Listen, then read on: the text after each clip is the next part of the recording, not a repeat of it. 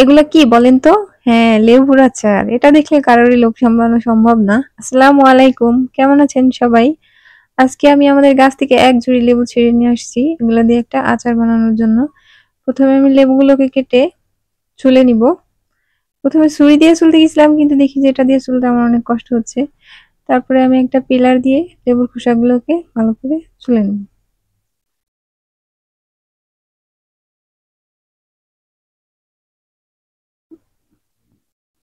ব্যাস হয়ে গেছে আমার লেবুর খোসা ছাড়ানো।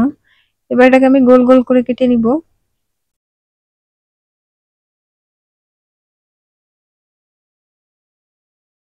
হয়ে গেছে। এবার এটা থেকে যে বিচিগুলো আছে ওগুলো ছাড়িয়ে নিয়েছি। নেওয়ার পরে এই লেবুগুলোর ভিতরে আমি আমার যতটুকু পরিমাণে চিনি লাগবে আমি ততটুকু পরিমাণে দিয়ে দিচ্ছি। আপনারা যদি এই আচারটা তৈরি করেন তাহলে আপনারা আপনাদের পরিমাণ মতো বুঝিয়ে দিয়ে নেবেন। এবার এটাকে আমি চিনিটাকে ভালো করে মিশিয়ে 20 মিনিটের মতো রেখে দিব। এই ফাঁকে আমি একটা মশলা তৈরি করে নিব, তার জন্য আমি শুকনা মরিচ, জিরা, ধনিয়া আর হচ্ছে মৌরি মৌরি নিয়েছি। এটাকে তেলে গুঁড়া করে নিয়েছি আমি। এবার লেবুটা চিনি গলে গেছে।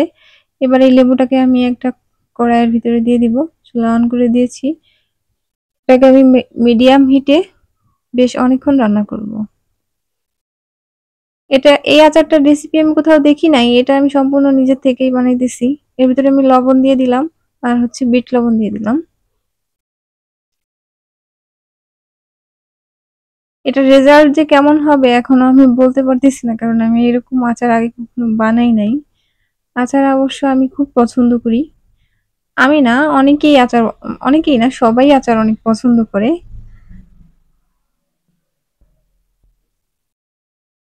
লেবু থেকে অনেকটা মানে যে রসটা ছিল সেই রসটা ছেড়ে দিয়েছে। এবার এই রসটাকে আমি জ্বালিয়ে শুকিয়ে নিব।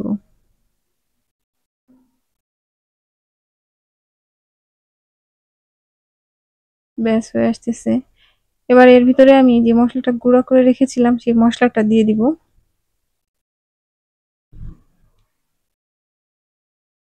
এটাকে নেড়ে মিশিয়ে দিব এবার।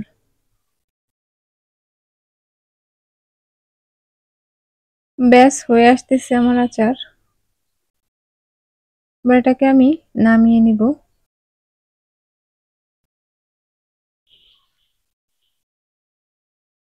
একটা প্লেটে আমি নামিয়ে নিলাম।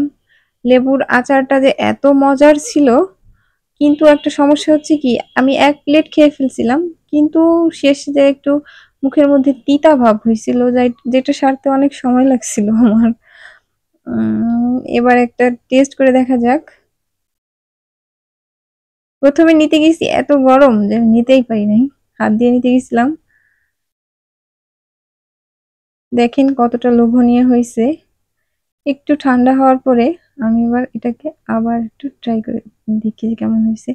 টেস্টটা হচ্ছে খোসাটা পুরো মুরাব্বার মতো, অনেক টেস্টি হয়েছিল। তো ভালো থাকবেন সবাই।